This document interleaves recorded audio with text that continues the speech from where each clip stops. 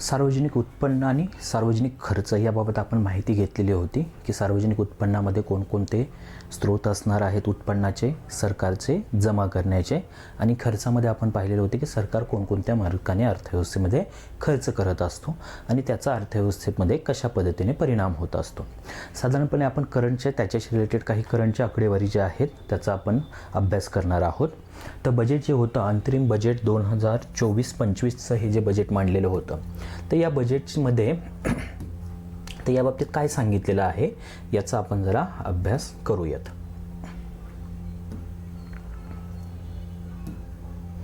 ठीक आहे. Central revenue and expenditure या बाबतीत सरकारने जे काही आकडेवारी दिलेल्या आहेत किंवा जे काही माहिती दिलेली आहे त्या माहितीचा आपण अभ्यास करूयात जरा. साधारणपणे कसं असतं, गव्हर्नमेंट काय करत असतं, सगळ्या आकडेवारी ज्या आहेत त्या अभ्यासणं किंवा लक्षात ठेवणं अडचणीचं होणार आहे, बरोबर. तर त्यासाठी सरकार साधारणपणे 1 रुपया सरकारकडे कशा पद्धतीने आला आणि त्या 1 रुपयाचं डिव्हायडेशन किंवा त्या 1 रुपयाची विभागणी जी आहे ती विभागणी वेगवेगळ्या क्षेत्रामध्ये किंवा जिथून उत्पन्न येत असतं अशा घटकांमध्ये केलेली असते. आणि त्याच पद्धतीने खर्चाचं सुद्धा आहे की खर्च एकत्रितपणे सगळं मोठमोठे आकडेवारी आहेत, बरोबर. लाख कोटीमध्ये अशा पद्धतीने त्या आकडेवारी असणार आहेत. मग त्या आकडेवारीचा एक संदर्भ साधारणपणे आलेखाच्या रूपाने 1 रुपया कशा पद्धतीने सरकारकडून गेला आणि त्या 1 रुपयाचं मग विभागणी जी आहे ती खर्चामध्ये केलेली असणार आहे. आणि त्याचे साधारणपणे एक पर्सेंटेजच्या रूपामध्ये किंवा पैशाच्या रूपामध्ये, म्हणजे 1 रुपयाचं जे विभागणी 100 पैशामध्ये जर का केली की 1 रुपया बरोबर 100 पैसे, तर ते 100 पैसे जे आहेत ते कशा पद्धतीने आलेले असणार आहेत सरकारकडे आणि 100 पैसे कशा पद्धतीने खर्च झालेले असणार आहेत याचा लेखाजोखा दिला जात असतो. आता 100 पैसे आले आणि 100 पैसे गेले म्हणजेच काय, एक तर सरकार, भारत सरकार जे आहे ते समतोल अर्थसंकल्प मांडत असतं, म्हणजे जेवढी जमा आहे तेवढाच खर्च दाखवला जात असतो. ठीक आहे, म्हणजे अर्थसंकल्पामध्ये तरी बॅलन्स केला जात असतो, बरोबर. त्यामुळे इथे 100 पैसे आलेले असणार आहेत आणि 100 पैसे खर्च झालेले असणार आहेत. ठीक आहे. तर एक्झामच्या दृष्टिकोनातून आपल्याला याच्यावरती क्वेश्चन विचारला जाऊ शकतो की भारत सरकारचा उत्पन्नाचा सगळ्यात जास्त सोर्स कोणता होता किंवा कमी कोणता होता किंवा पुढील कोणता योग्य क्रम आहे किंवा क्रमाने लावले तर कशा पद्धतीने अशा पद्धतीने लागतील. आणि सेम त्याच पद्धतीने खर्चावरती सुद्धा क्वेश्चन विचारला जाऊ शकतो. मेन्सच्या दृष्टिकोनातून किंवा प्रीला सुद्धा क्वेश्चन याच्यावरती पडणार आहे. ठीक आहे. तर अंतरिम बजेट 2024-25 मध्ये जी माहिती दिलेली आहे त्यानुसार बॉरोईंग अँड अदर लॅबिलिटीज म्हणजेच काय असणार आहे, साधारणपणे सरकारचं कर्ज आणि इतर देणी. ठीक आहे, सरकारचे कर्ज आणि इतर देणी याचा विचार होणार आहे याच्यामध्ये.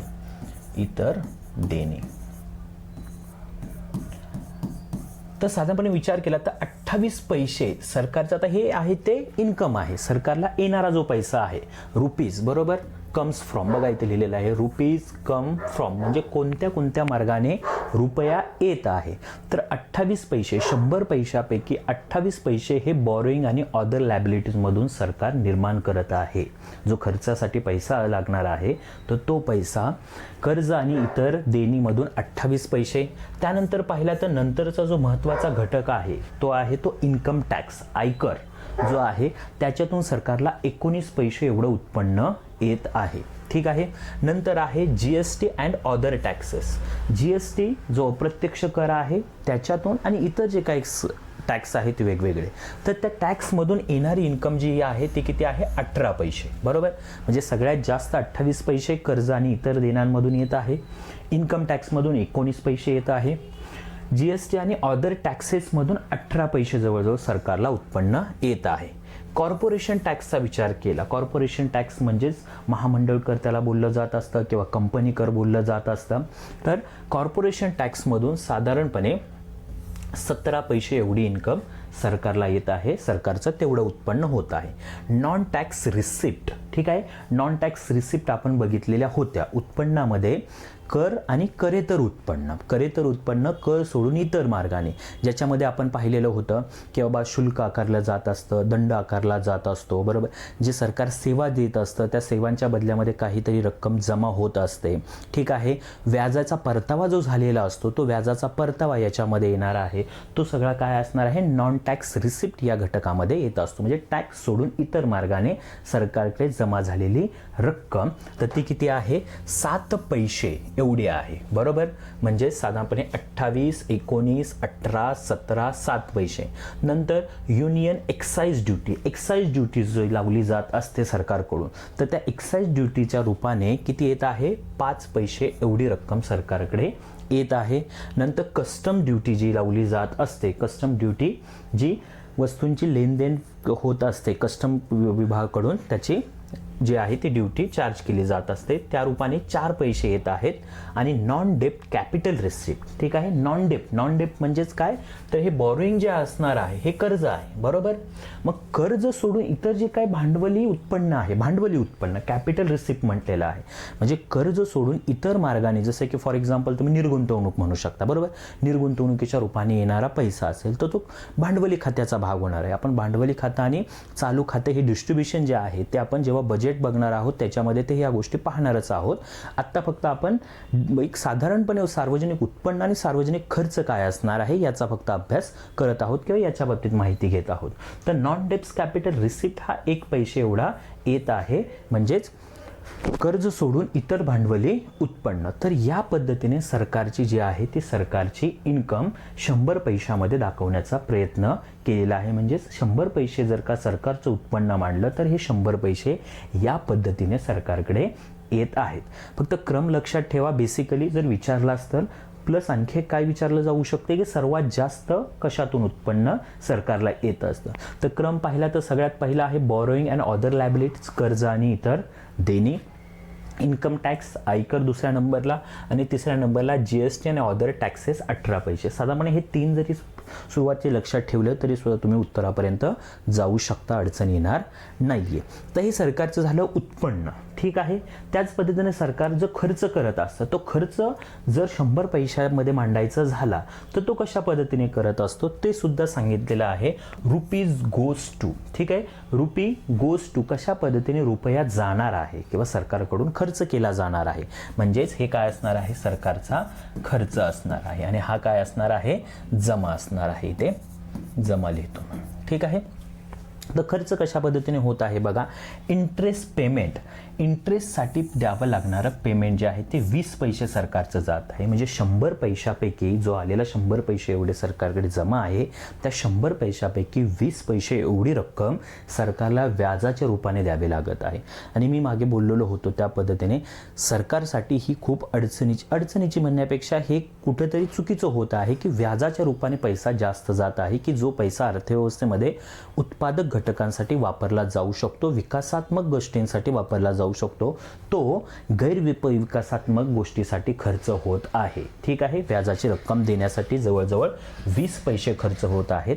नंतर state share of taxes and duties, हा एक पैसा जी सरकारकडे येणार आहे त्याच्यातील राज्यांचा जो काही हिस्सेदारी असणार आहे टॅक्समध्ये, ठीक आहे, तर ती जी द्यावी लागणार आहे करामध्ये राज्यांची हिस्सेदारी, तो किती द्यावा लागत आहे तर 20 पैसे एवढा द्यावा लागत आहे. जे आपला वित्त आयोग असणार आहे तर वित्त आयोगाने ज्या काही शिफारशी केलेल्या असणार आहेत की बाबा केंद्र सरकारच्या उत्पन्नापैकी एवढी रक्कम जी आहे ती राज्यांना वर्ग करण्यात यावी, तर त्यासाठी केंद्र सरकारचे किती खर्च होत आहेत तर 20 पैसे एवढे जात आहेत. म्हणजे हे दोन्ही सुद्धा काय आहेत 20 पैसे 20 पैसे या पद्धतीने आहे.